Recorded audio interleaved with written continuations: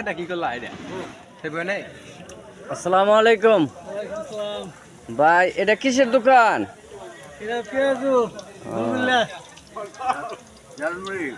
জালমুড়ির দোকান না? কয়টার থেকে এই দোকানদারি করেন? খুব বেচায় না হয় না?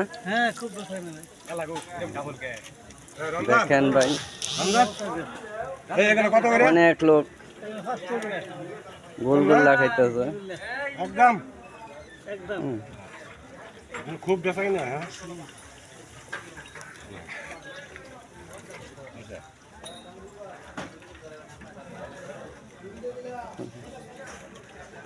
কোন কিছু